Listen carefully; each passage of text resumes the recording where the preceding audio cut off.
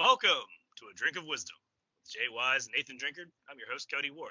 Thanks for spending some of your time with us tonight. What's going on, guys? Let's talk some sports, baby. This is A Drink of Wisdom.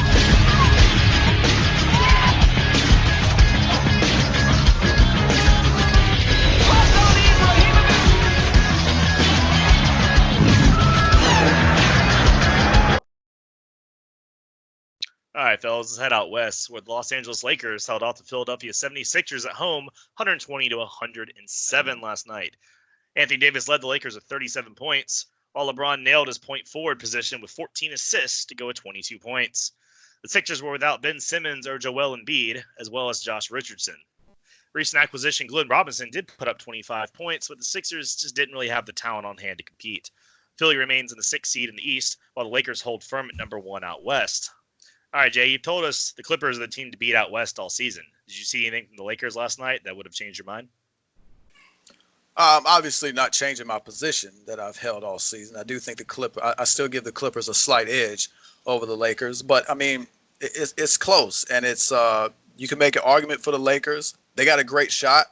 I definitely look at them as the second best team in the West. I think there's a pretty significant margin between second and third best out there. But as for last night, I think it's pretty easy when you look at the Lakers and Clippers. The advantage the Lakers have is their second best player has to dominate. And I'm talking about Anthony Davis. And this is what he did last night. I thought Anthony Davis was absolutely spectacular last night, and he does it on both ends. His defense was something special. You could make a highlight reel out of the defensive work he was doing last night. He can do it on the interior. He can switch out and lock you down on the perimeter. It's absolutely outstanding. And then you take into account what he does offensively. I mean, what a performance. Definitely a guy who's in the running for Defensive Player of the Year. And and if he was the lead guy a bit more often, and I brought this up earlier in the season, it was my belief that the Lakers would ride Anthony Davis through quarters 1 through 3 and let LeBron close in the fourth. That's more of what I saw last night. He had 34 of his 37 points in the first 3 quarters. I don't think we've seen enough of that this season, but I definitely like what I saw last night, albeit against an undermanned 76ers squad. But, I mean, Anthony Davis is so key because when you look at the Clippers and the Lakers, we know both teams have two superstars or stars to superstars. LeBron James and Kawhi Leonard, in my estimation, they're probably going to cancel each other out in a 7-game series. I think both are that great. I don't see one or the other having a significant edge. AD has to be significantly better than Paul George because the Clippers' depth definitely gives them an edge over the Lakers. But Anthony Davis, if he can play like this in a 7-game series against the Clippers, that's where they can make up that deficit from the bench. Because as good as the Lakers bench is, I mean, when you coming out there with Lou Williams and Montrezl Harrell, I mean, the Lakers just they're not bringing that level of firepower off the bench unless the hairdo switch from Kyle Kuzma all of a sudden gets him into high gear. That remains to be seen, but we'll see about that.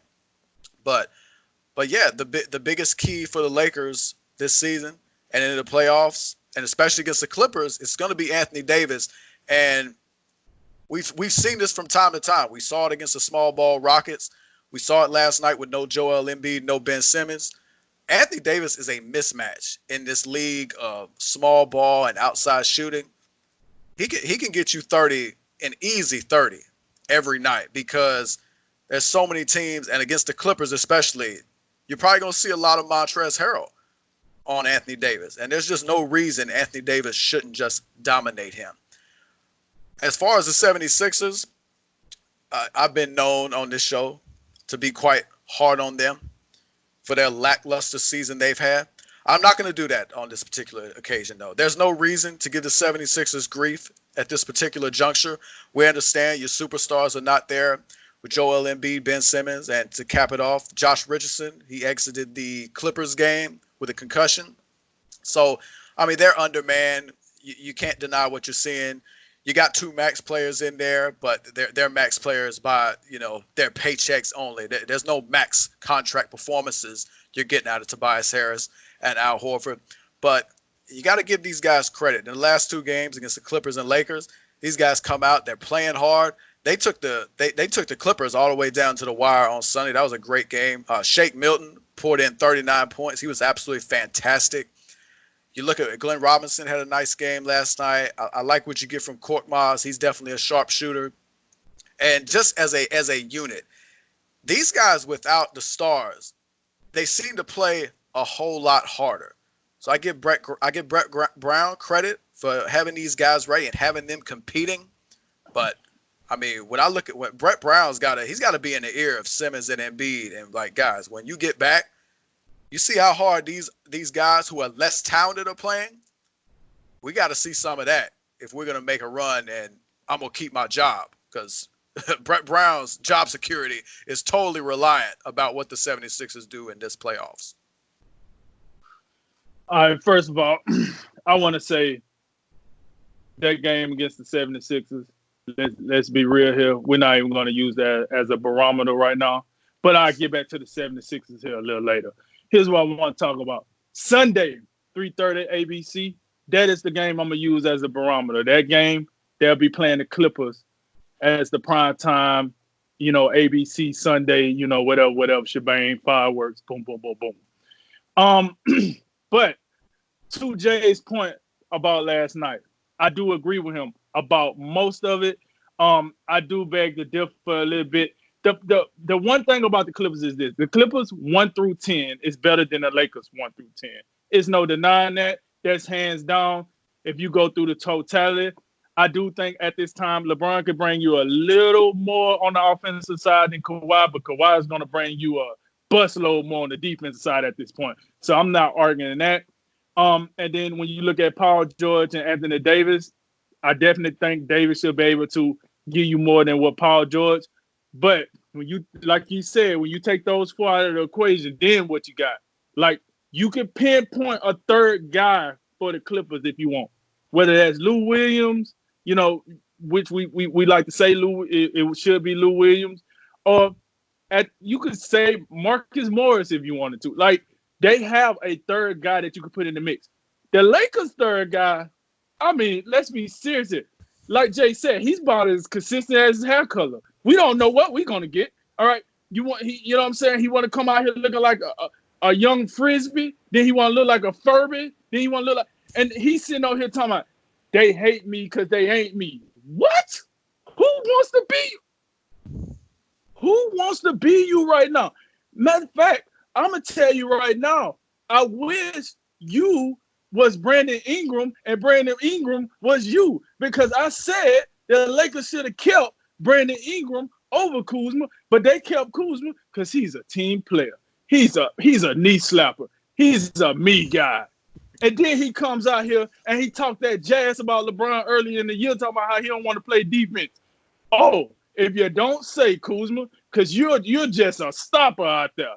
Man, I ain't seeing people just slide past you.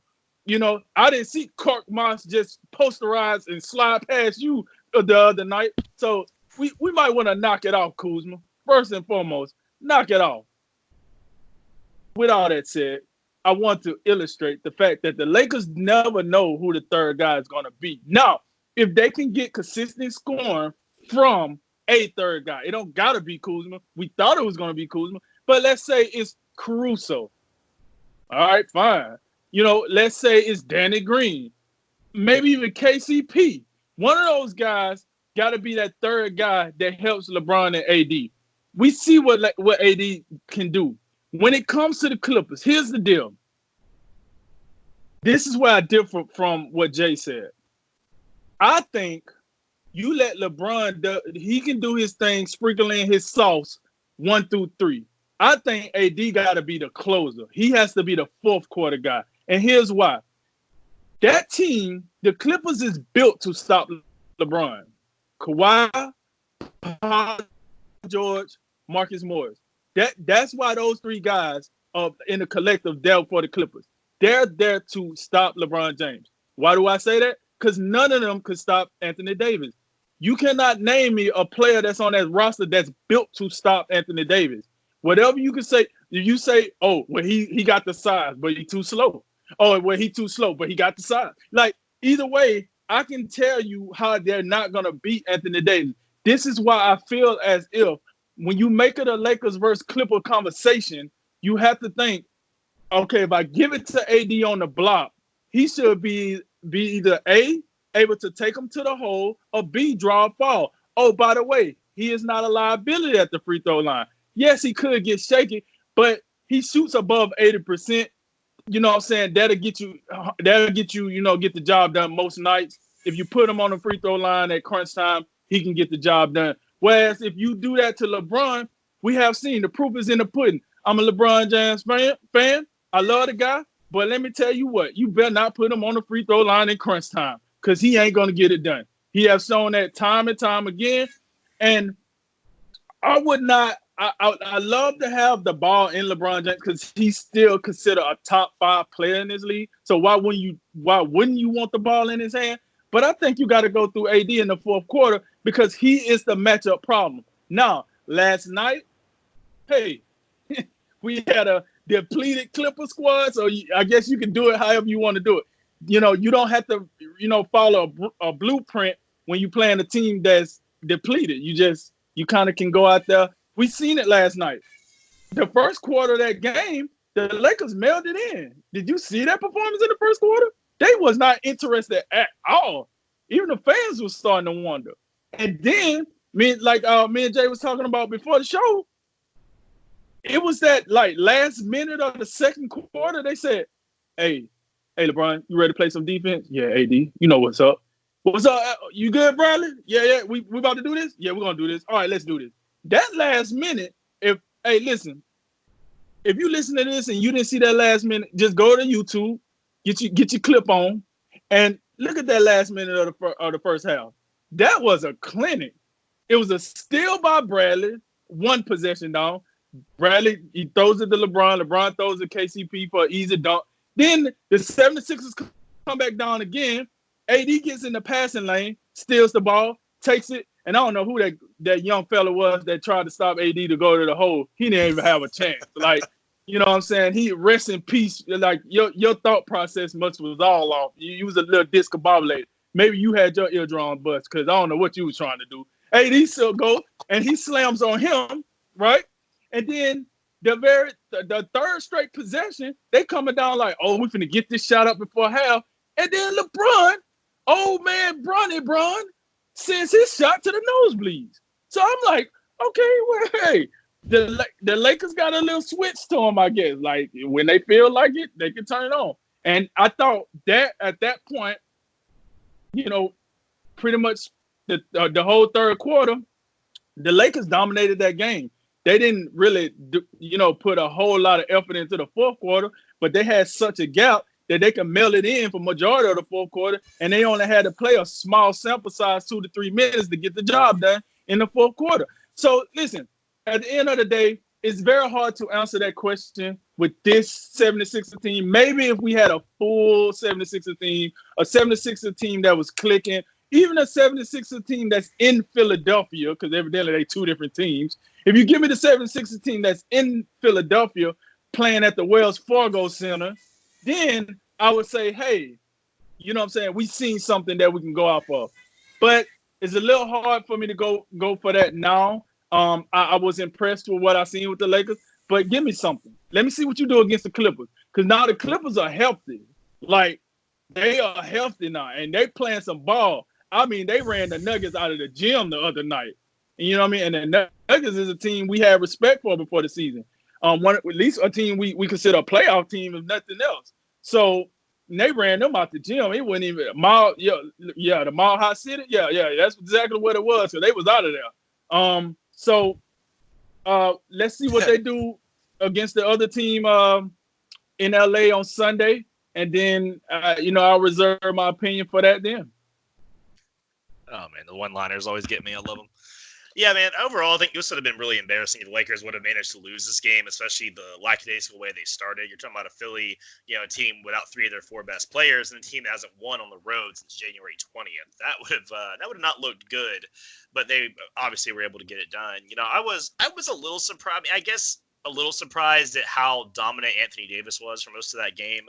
I guess I always think of Philly as one of these bigger teams that has more of a chance to guard a guy like Davis. But again, missing Embiid really takes away a lot of your defensive efforts. You would kind of hope that without some of your main scoring options, you would be able to kind of collapse more on defense and try to play a little more defense. But I mean, AD at the end of the day he was the AD we know that he can be. And when he is, hey, man, good luck. But, for Philly overall, I think you got to like what you saw from Glenn Robinson. I think it's a guy, you traded for him as a 3-and-D sort of guy. And he finally got some threes going. And getting towards playoff time, a guy like him could really help out, when you're talking about the 76ers who, if they're healthy, should be just as competitive as most teams in the Eastern Conference, sans maybe Milwaukee at this point. They should compete with your Torontos and with your Bostons and with your Miamis. And a guy like him could be a little bit of a difference maker they might need if they're going to rise to the expectations we all have for them at this point. You also figured out that Tobias Harris, something we already knew, isn't going to be a primary scoring option. If you want a fun little side note, go look up his career stats versus his stats this year. He's playing literally at his career levels to like almost a percentage point. It's pretty amusing. So the Al best minimum. Yeah, it's doing just what you get out of him and nothing more. Okay. Treading water. Al Horford did have a good game, and that's a guy that, man, it looks like Al Horford is just on the decline. I don't know if it's age is starting to finally catch him or whatever the case is, or he's just not being utilized as well. But, 8 points last night, 2 of 8 shooting. I don't know, man. I hate to see that for him, but hey, he wanted to go to Philly, so good luck to him. But overall, not that, it's still troubling this team can't find ways to win on the road. You give them a pass on this one. 5 of the next 6 games are at home in the Eastern Conference. So, we're going to see if they're going to be able to sneak back into that 4 seed. But as we just mentioned, Miami is going to be coming hot on their heels. So we'll see. And yeah, for Los Angeles, y'all pretty much covered it top to bottom. This is what you want to see from the Lakers. You want to see LeBron, masterfully playing that point forward look he's got going on. I don't think people really appreciate or understand sometimes what they're seeing with that. A guy that at his age and advanced time in the league, he's completely sort of reinvented his game. I mean, it's mind-boggling when you really kind of think about it. He's smoking the league in assists, smoking everyone else. It's not a horse race. Like, he's going to walk away with the assist title. And this isn't just, aging scorers, a little older, now he's got to pass some more. Like, no, we're talking like a complete renovation of the game and how the whole offense runs. It's just amazing and worth pointing out. But yeah, Bradley played a lot better on defense. Last time we talked about him, I kind of pointed him out as a guy. And, like you said, Drink, hey, it's a little more. He does more than just score. And we kind of saw that last night somewhat. Kuzma is still obviously an issue, still a guy you're not getting to figure out where his place is in this offense. And that's something they're going to have to address, I think, to get over the Clippers because they're going to need the depth that he provides. And they just haven't figured it out yet. But there's something there, man. I think they got to continue to experiment, rotating them in different times to different players. They got to figure that out because if they don't, that's going to be a big problem come playoff time. But overall, yeah, I think the Lakers did what they wanted to do, and the Sixers just have the guys. Yeah, the Lakers, they won't win the title without a third scorer. And look, they didn't add another playmaker. So it's got to be Rondo. Rondo's got to be the guy to come off the bench, spell LeBron at the playmaking role, maybe let him play off ball a little bit. I know you like Caruso, and Caruso still deserves minutes, but he's not the playmaker. He's not going to run the team like Rondo does. So that's why I still think Rondo is a key on this team.